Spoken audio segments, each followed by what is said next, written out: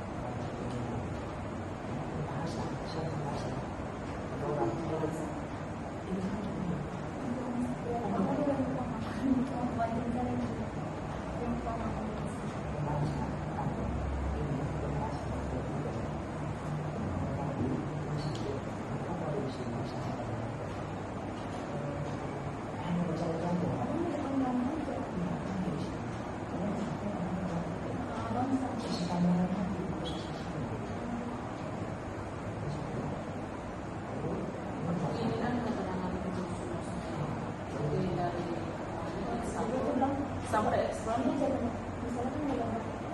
seperti dapat di samping yang saya jelaskan gitu.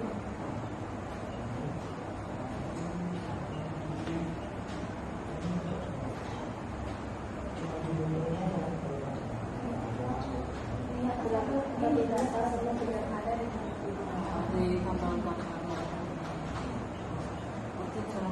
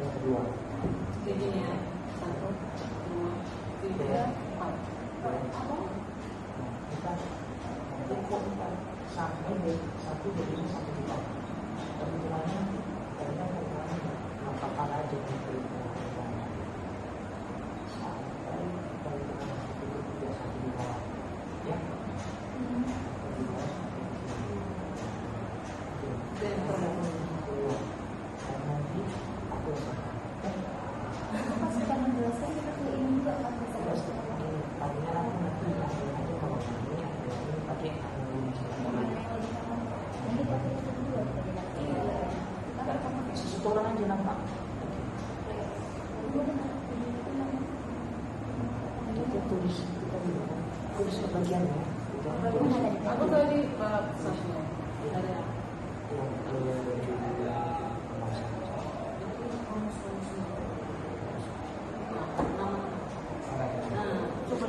Dia video pembukaan kasih sama kelompok sama iya kan judul dulu nama kelompok jadi pas dilanjutkan kelompok kita nggak pasti jelas kan Ya. Tapi mau ini perkenalkan nama Itu aku. ya ini Mau karena misalnya baru tapi 2022 dengan menjelaskan dari pembahasan kami yaitu ini jadi di sini ada kami berjudul ini lalu langsung websitenya langsung kita bahas aja singkat aja bacanya cuma cerita komunikan itu bacanya itu juga ini harus dibaca semuanya. Nah kalau ini baca ini kedua ini predator itu kepada semuanya nanti ini singkat aja penjelasannya sampai di aja ya atau langsung ke masalahnya kalau kita mau baca nanti satu langsung aja dari pembahasannya enggak Oke. Berarti aku sampai mana tadi? Sini. sampai di sini belum parah sampai habis Iya, iya. baru kedua ilmu karena sebutnya kedua sampai sini supaya semua kan lagi jawabannya ya ini masalah kedua ini apa contoh jaringan saraf timbul ini jadi kalau gambarnya kamu baca aja ada kan yang bukan ada kalau ada gambarnya yang seperti gambar di bawah ini baca ya contohnya ada ini bisa minta di mana kan salah satu maksudnya gini ya baca ini modelnya misalnya kalau misalnya gambar seperti di bawah ini gitu Alangkah baiknya disebut juga. Alangkah baiknya jadi dia nggak bisa menyebutkannya apa itu Z itu singkat aja di itu kan kacau. Gampang itu. iya ini ya kalau mau disebutkan sampai di bawah ini pokoknya ini ada gambar bawah ini apa bisa juga sampai kalau nggak bagaimana pembacaan kita tujuh bisnis biasanya ada ya udah simpan simpan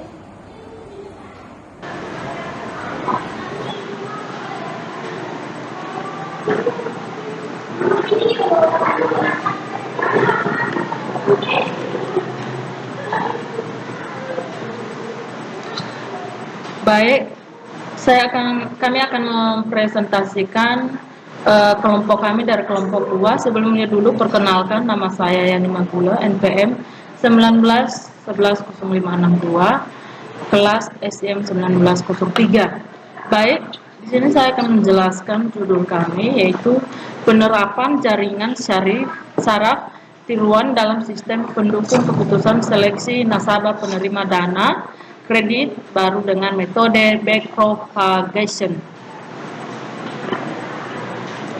Baik, saya akan beralih pada bab 1 yaitu pendahuluannya. Dari latar belakangnya ini mungkin dari judul di atas ada tadi di sini ada latar belakang dalam perkembangan di mana perkembangan perekonomian ini tentunya membutuhkan ketersediaan dan peran serta lembaga keuangan.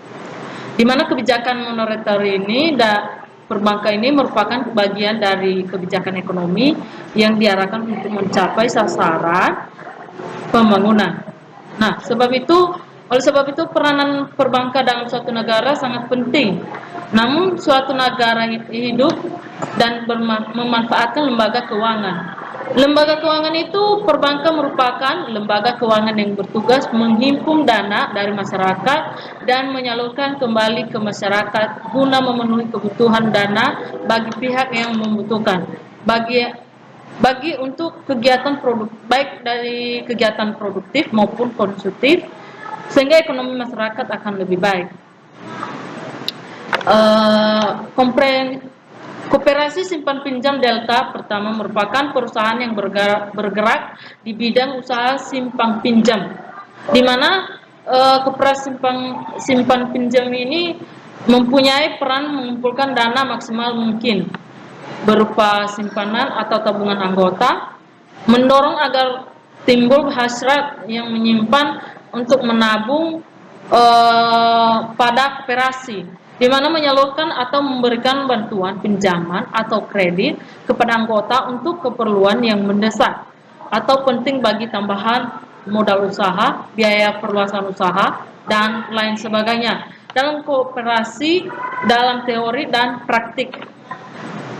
Nah, backpropagation ini merupakan salah satu bagian dari neural network, di mana backpropagation ini merupakan metode pelatihan terawasi atau supervised learning. Dalam artinya ini mempunyai target yang akan dicari. Namun dalam metode backpropagation ini biasanya digunakan jaringan multi-layer atau jaringan multi-layer. Yang maksud ini adalah layer yang terdiri dari input layer atau layer masukan atau hidden layer atau layer tersembunyi. Yang dimaksud dengan hidden layer ini layer tersembunyi, output layer, layer keluaran. Dalam perkembangannya ini, hidden layer ini terdiri dari suatu atau lebih unit hidden layer. Perabatan galat mundur atau backpropagation adalah sebuah metode sistematik untuk pelatihan multiplayer jaringan saraf tiruan, atau metode ini memiliki dasar materi yang kuat. Objektifnya yaitu algoritma ini mendapatkan bentuk persamaan dan nilai koefisien. Namun formulanya ini meminimalkan jumlah kuadrat galat error melalui model yang dikembangkan. Nah, rumusan masalahnya di sini yaitu di mana berdasarkan latar belakang masalahnya, rumusan masalah yang dalam makalah ini adalah bagaimana menganalisis dan mengimplementasikan sistem berbasis jaringan saraf tiruan dengan menggunakan algoritma backpropagation untuk seleksi nasabah menerima dana kredit baru. Di sini ada tujuan. Tujuan ini berdasarkan para perumusan masalah yang dibahas, yaitu satu, membuat rancangan pada aplikasi penerapan jaringan saraf tiruan dalam sistem pendukung keputusan seleksi nasabah penerima dana kredit baru dengan metode backpropagation. Dua, untuk mempermudah pimpinan dalam mengambil keputusan penerima anggota nasabah baru. Di sini ada manfaatnya. Manfaatnya itu adalah dalam makalah ini yaitu untuk meningkatkan pengetahuan tentang jaringan saraf tiruan dengan menggunakan metode pembelajaran terawasi, yaitu metode backpropagation dalam seleksi nasabah penerima dana kredit baru. Nah, selanjutnya penjelasan dari bab 2 ini tinjau pustaka dilanjutkan oleh teman saya, Irma. Perkenalkan, nama saya Irma Yani Harahap, NPM 19110579. Di sini saya akan menjelaskan bab 2 yaitu tinjauan pustaka. Dalamnya terdapat jaringan saraf tiruan. Jaringan saraf tiruan merupakan pemodelan data yang kuat yang mampu menangkap dan mewakili hubungan input-output yang kompleks. Karena kemampuannya untuk memecahkan beberapa masalah relatif mudah digunakan untuk menginput data, kecepatan untuk eksekusi, dan menginisialisasikan sistem yang rumit. Dalam penerapan metode jaringan saraf tiruan backpropagation ini menjelaskan langkah metode yang digunakan, yaitu jaringan saraf tiruan. Jaringan saraf tiruan merupakan suatu sistem pemrosesan informasi yang mempunyai karakteristik yang menyerupai jaringan saraf biologis. Jaringan saraf tiruan tercipta sebagai suatu generalisasi model matematis dari pemahaman manusia atau human cognition. Di sini ada gambarnya, gambar di bawahnya yaitu struktur neuron jaringan saraf tiruan. Pada jaringan saraf, neuron akan dikumpulkan dalam lapisan-lapisan yang disebut dengan lapisan neuron. Di sini Pada gambar 3, sebuah neuron akan mengolah N masukan atau X1, X2, X3, dan selanjutnya sampai Xn, yang masing-masing mewakili bobot W1, W2, W3, dan selanjutnya Wn dengan rumus Y in sama dengan Si, Wi, Ni sama dengan X1 sampai seterusnya. Di sini ada gambarnya, yaitu model neuron sederhana, model jaringan saraf tiruan. Seperti halnya otak manusia, jaringan saraf juga terdiri dari beberapa neuron dan terdapat hubungan antara neuron-neuron tersebut. Di sini juga ada gambarnya, yaitu fungsi aktivasi linear. Di sini ada rumusnya, yaitu Y sama dengan Fx sama dengan 1 per 1 tambah E min 0x. Fx sama dengan 0f x buka kurawal 1 kurang fx tutup kurawal. Arsitektur backpropagation. Backpropagation terdiri dari N buah masukan atau ditambah sebuah biasa atau sebuah bias.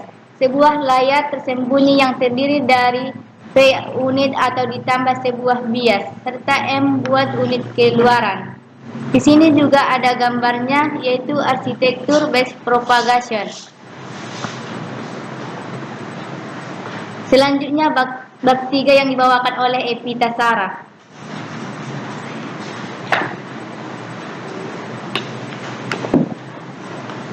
Di sini saya akan melanjutkan pembahasan dari teman saya. Saya akan membahas bab 3. Nama saya Epitasara, NPM 1911-0578.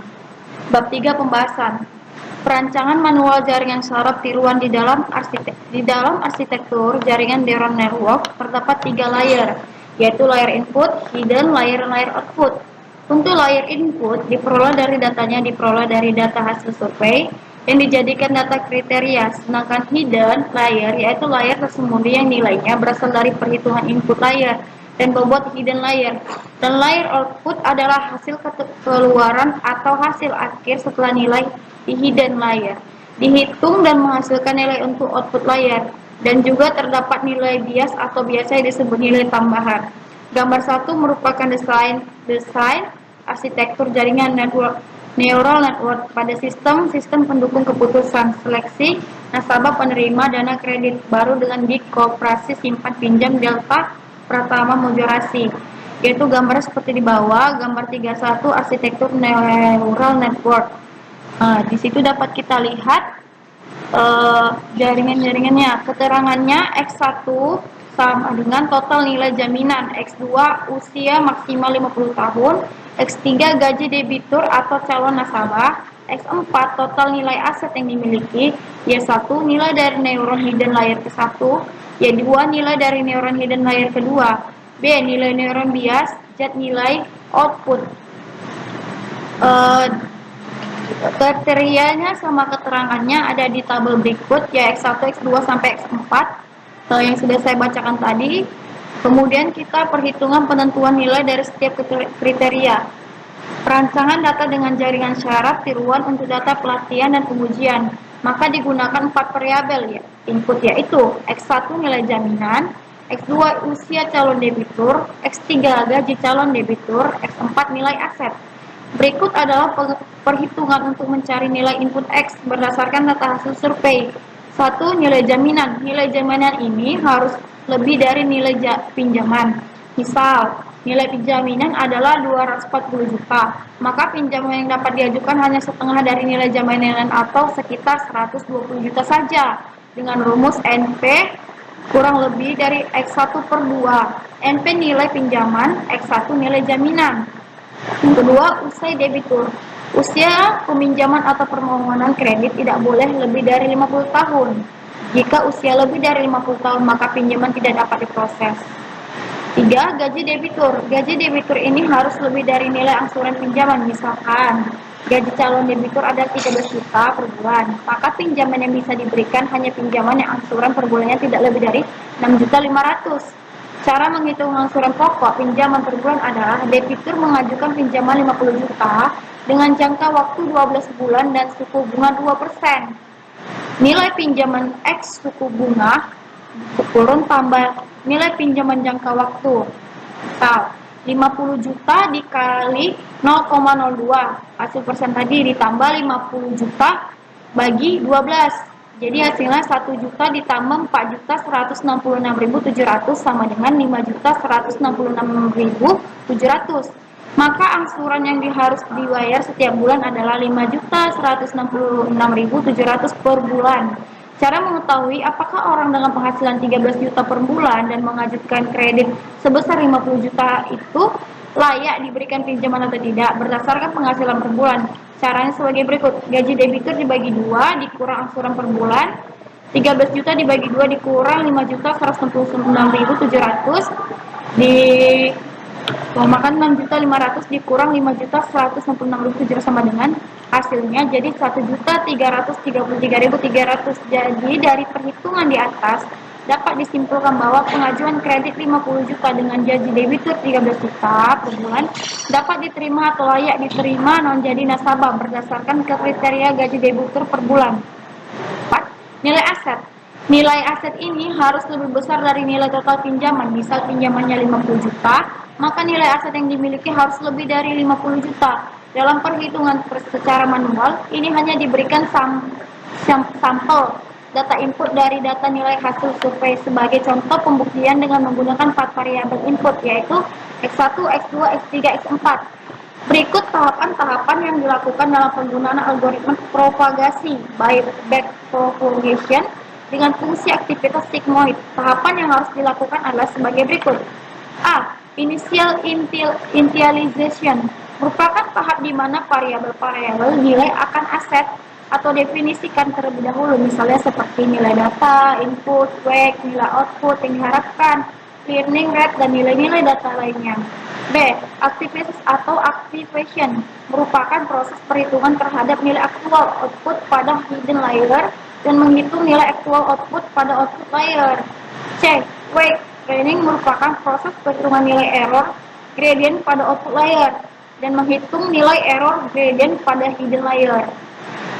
Iteration merupakan tahap akhir dalam pengujian di mana jika masih terjadi error yang diharapkan belum ditemukan maka kembali pada tahap aktivitas atau activation. Dalam pelatihan ataupun pembentukan jaringan syaraf, tiruan yang perlu dilakukan pertama kali adalah inisialisasi bobot awal, di mana bobot awal ini akan mengumumkan simpul-simpul pada lapisan input dan juga lapisan tersembunyi atau hidden layer. Bobot awal pada algoritma di atas adalah W, buka kurung W1, W2, W3, W4, W5, W6, W7, W8. Sedangkan bobot biasanya dipilih secara acak pada simpul-simpul lapisan tersembunyi atau hidden layer dan lapisan output. Y dipilih secara acak. Pada tabel pengajuan, bisa kita lihat di sini ada 1 sampai dengan 20.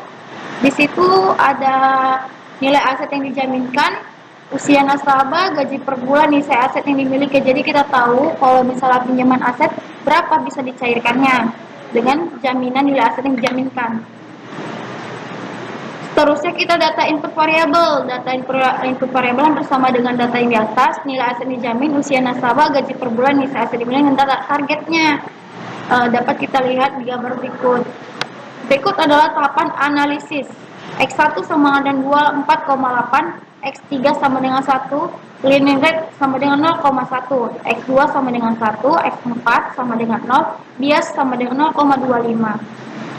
Tabel nilai bobot dari input ke hidden layer, contoh di bawah W1 sampai dengan W4, sudah ada hasil Y1 dan Y2.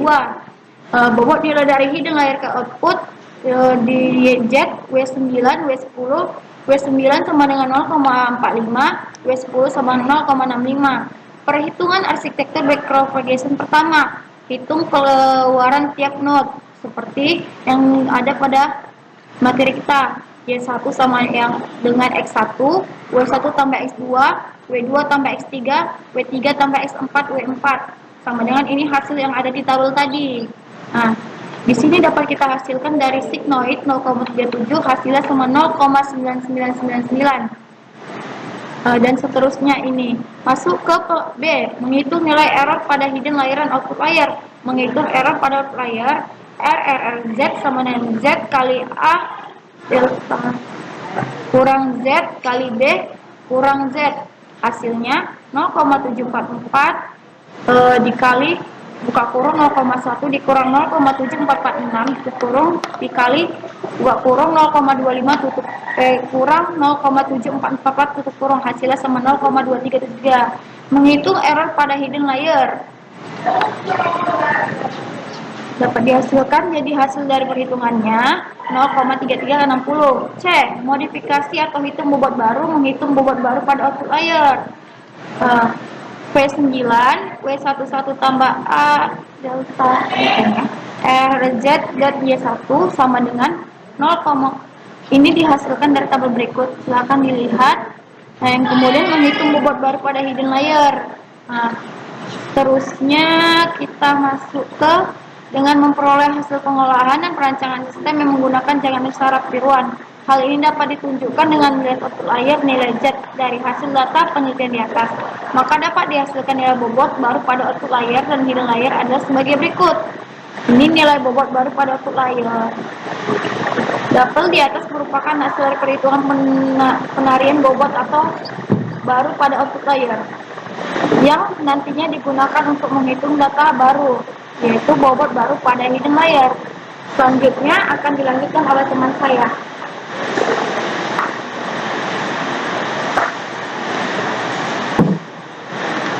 Baik, saya akan melanjutkan pembahasan bab 3, yaitu perhitungan arsitektur propagation. Perkenalkan, nama saya Dermina Laia dengan NPM 19110568. Berikut adalah tahap analisis. Contoh, X1 24,8, X2 sama dengan 1, X3 sama dengan 1, X4 sama dengan 0. Dengan learning rate yaitu 0,1 dan biasnya adalah 0,25. Nilai bobot dari input ke hidden layer yaitu dengan Y1, Y2, dan Y3.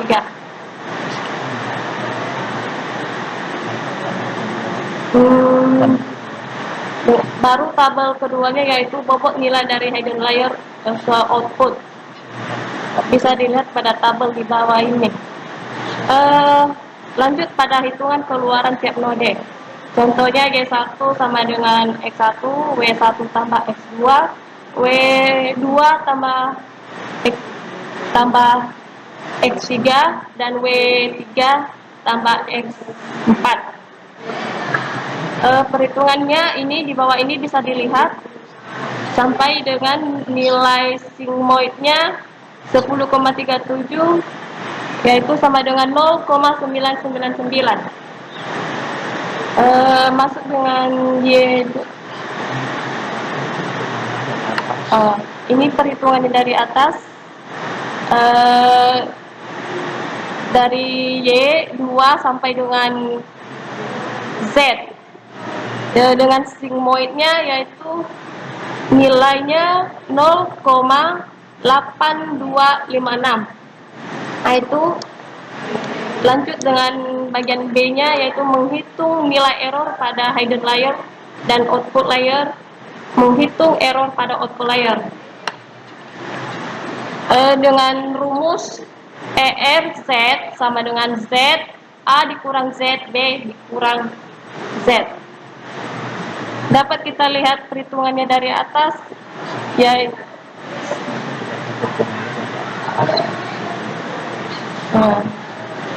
dapat kita lihat perhitungannya dari Z ke Y1 sampai dengan Y3 yaitu dengan nilai 0,0929. Bagian C-nya modifikasi atau menghitung nilai bobot baru pada output layer. Sama dengan rumusnya V13 sama dengan W13 tambah A EL Z titik Y1. dapat kita lihat perhitungannya yaitu dari V14 sampai ke V15 dengan hasil nilainya 0,2006. Dengan menghitung bobot baru pada hidden layer yaitu rumusnya V1 sama dengan W1 tambah A ER Y1 dikali dengan X1. Dapat kita lihat perhitungannya dari F1 sampai ke F12 dengan hasil 0,15. Dengan memperoleh hasil pengolahan dan perancangan sistem yang menggunakan jaringan syarat tiruan. Dengan hal ini dapat kita tunjukkan dengan melihat output layer dengan nilai Z. Hasil dari data penelitian di atas maka dapat dihasilkan dengan bobot baru pada output layer dan hidden layer adalah sebagai berikut. Dapat kita lihat pada tabel nilai bobot baru pada hidden layer yaitu contohnya Y1, Y2, dan Y3. Tabel berikutnya yaitu bobot baru pada hidden layer. Contohnya Z dengan hasilnya VF13 yaitu 0,73, V14 yaitu 0,24 dan V15 0,20. Dengan tabel di atas merupakan hasil dari perhitungan penarian bobot baru dari hidden layer yang nantinya digunakan untuk menghitung data baru.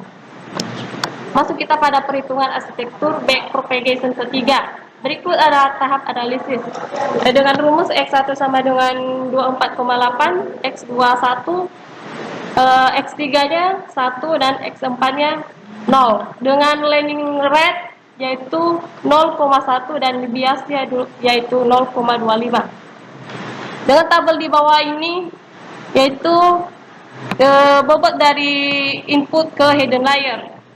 Dapat dilihat pada tabel contohnya Y1, Y2, Y3 dan seterusnya. Seterusnya bobot nilai dari hidden layer ke output. Dapat kita lihat dari tabel di bawah dengan rumus W17, W18, W19 dan seterusnya. Dengan hasil W17 itu 0,45, W18 sama dengan 0,65 dan selanjutnya. Perhitungan keluaran tiap node yaitu Y1 sama dengan X1 dikali W1 ditambah X2 dikali W2 tambah X3 dikali W3 tambah X4 dikali W4.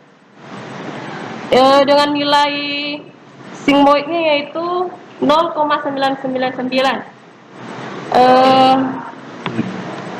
Dengan rumus kedua Y1 Y2-nya yaitu X1 dikali dengan W5 ditambah dengan X2 dikali dengan W6 ditambah dengan X3 dikali dengan W7 dan ditambah X4 dikali dengan W8.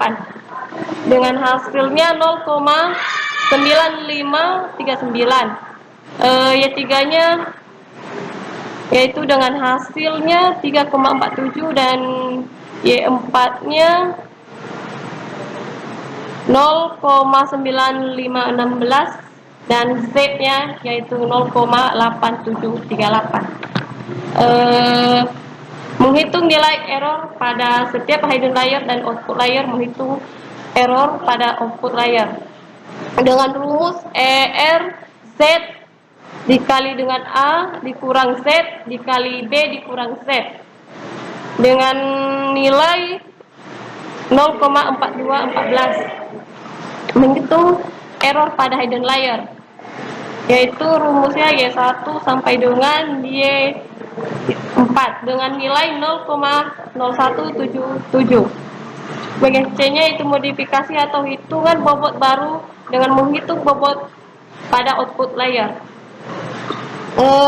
V17 sama dengan W13 ditambah A dikali ER Z dikali Y1 dengan nilai 0,4921. Perhitungan pertamanya yaitu dimulai dari P18 sampai dengan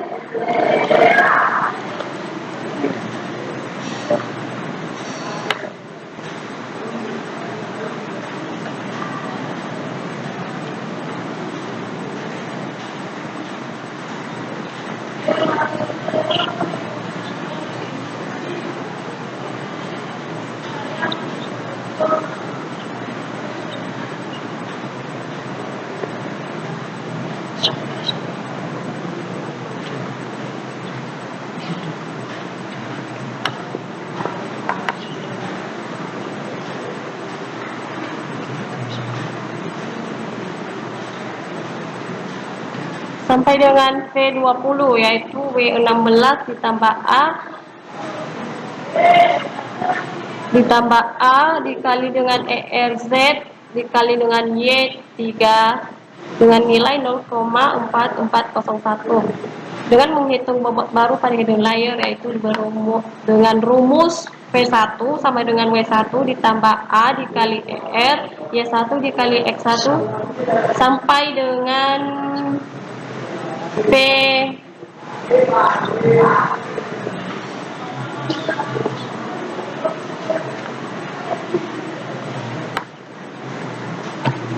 sampai dengan hitungannya P16 sama dengan W10 ditambah A dikali Y4 dikali X4 dengan nilai 0,01. Selanjutnya pembahasan selanjutnya dilanjutkan oleh teman saya.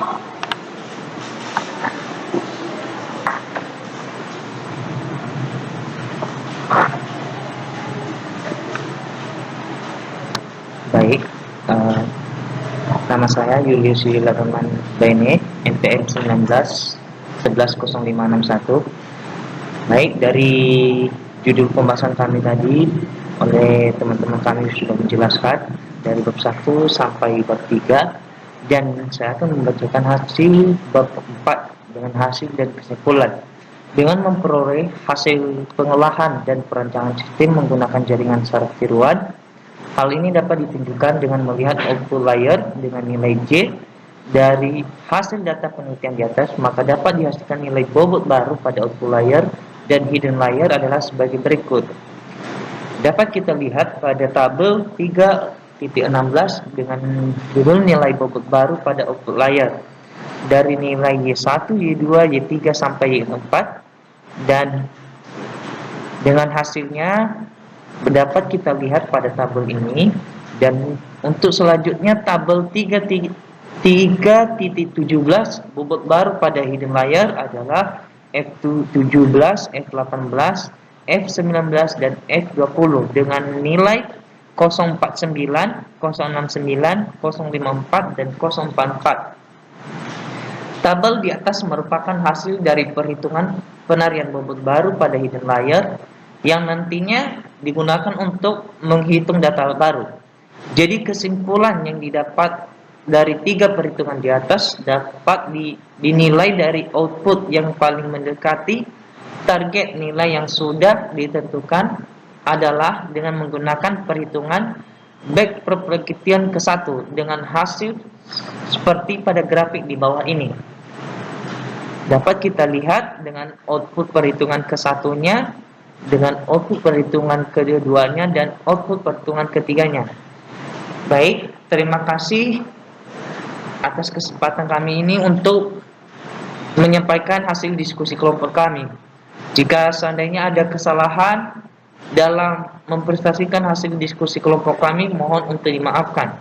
Sekian dan terima kasih.